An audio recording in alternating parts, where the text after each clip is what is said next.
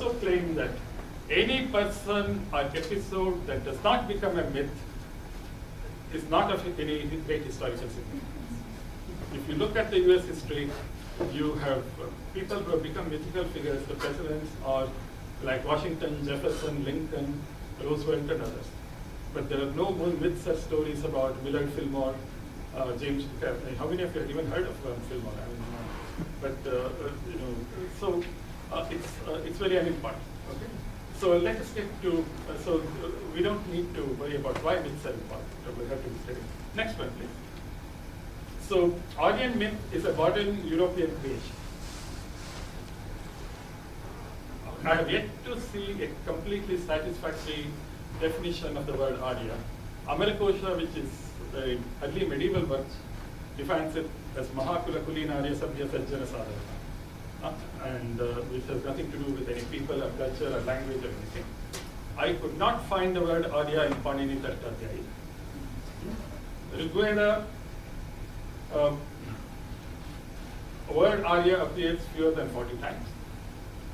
This is by people who have made a much more elaborate study of the Rigveda.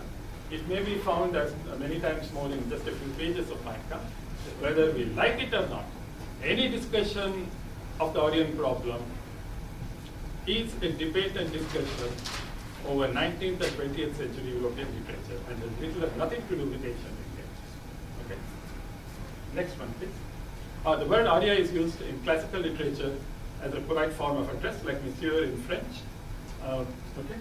And persistence of the Aryan myth, I have quoted Aryan Idols by Stefan Arvidsson.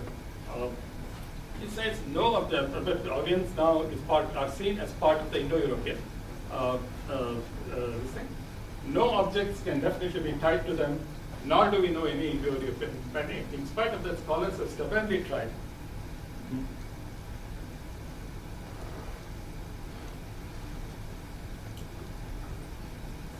to reach back to the ancient Indo-Europeans with the help of old historical, linguistic, and archaeological reconstruction, in the hopes of finding the foundation of their own culture and religion there. And then he also says there is something in the nature of research about Indo-Europeans that makes it especially prone to ideological abuse. Perhaps something related to the fact that for the past 2 centuries, the majority of scholars who have done research on the Indo-Europeans have considered themselves descendants of this mythical race. Okay, now the race is, it's no longer claimed to be a race. So next one, please. So but this fails to answer the question: why is it that this Aryan kind of a thing is so persistent in India? Now I find that, for example, when I was in Germany, I found nobody had heard of Friedrich Max Müller, who's, you have Max Müller Bhavan. Here you have the Goethe. It's named after Goethe, the German cultural institutions. But in India, it is named after Max Müller, who never visited India, by the way. And even at Oxford, Max Müller is not by he's hardly known at all. Germans have heard of, there are people who know German better than I do, but in this audience, his father, Wilhelm Müller, was better known because he wrote a few songs which were set to music by Schubert, the songwriter Schubert. But Friedrich Max Müller, who is supposed to be a great Vedic scholar, which he was not, is considered the same. The recent California curriculum was an example of, I say it as an example of ideological abuse. I tried writing a book. This was my first attempt outside my technical field of a book on this subject. It is my background, of course, is in science and engineering. So I was a newcomer to the field in 1995. This is now dated. Many things are wrong, and we know a great deal more. The continuing use, the continuing use of the Aryan-Dravidian divide in Tamil Nadu politics is also ideological abuse. Okay. Europeans like Arvidsson have exposed the Aryan myth, or at least they are willing to look at it critically. Similar hard-hitting books are needed from Indian scholars. Why don't we?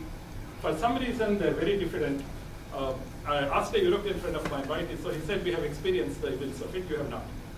So, you have just read about that. This Aryan ideology and all that. Okay. They said, we know it at first hand. I mean, so you treat it, so we look at it very differently. Next one, please. The following is force us to explore new methods in history. So as far as I'm concerned, and some of my colleagues are concerned, we are not going to spend too much time on the AIT and all that, either trying to find evidence or anything of that kind. So a better understanding of natural history is the direction in which we are going. Notably, the Pleistocene-Holocene transition. If I have the time, I will touch on that a little bit. I think we do have the time, yeah. The next one, please. So as far as science is concerned, this is not the final word because, we can only deal with random samples and it can never be, the sampling can never be exhaustive. Genetic evidence shows that the Indian people have lived where they are today, going back to Pleistocene. It could be 50,000, now somebody said it's 70,000 and all that, we don't know. The M17 genetic marker, the so-called Caucasian, shows the greatest diversity in South Asia.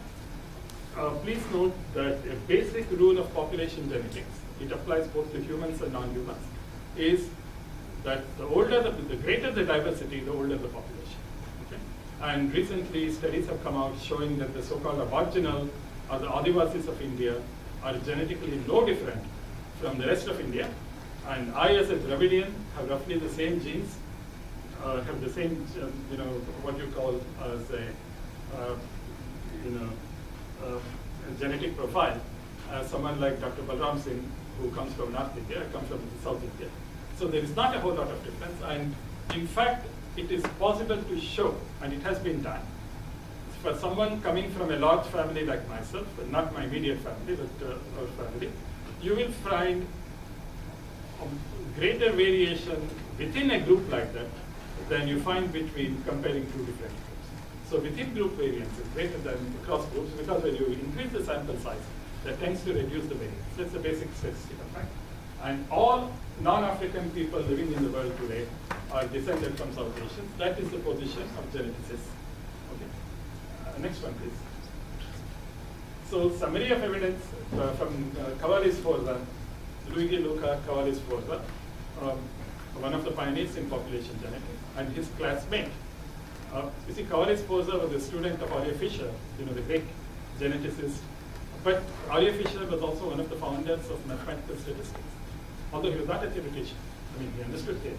His other student, other great student, was Dr. C.R. Rao, the great statistician. He happened to be one of my teachers.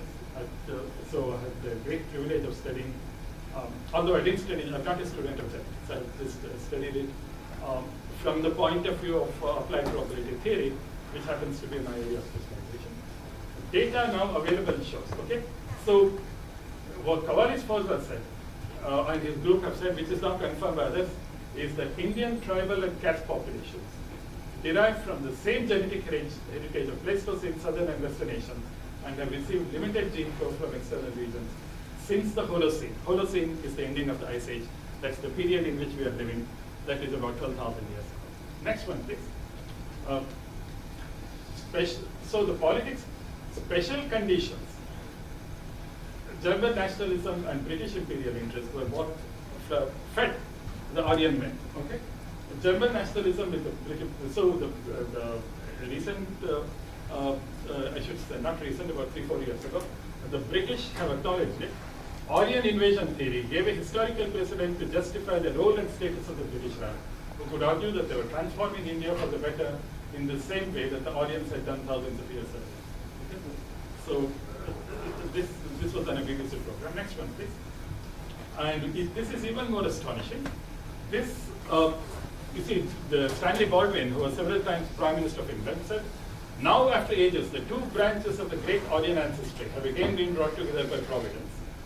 By establishing British rule in India, God said to the British, I have brought you and the Indians together after long separation. It is your duty to raise them to their own level as quickly as possible, brothers as you are.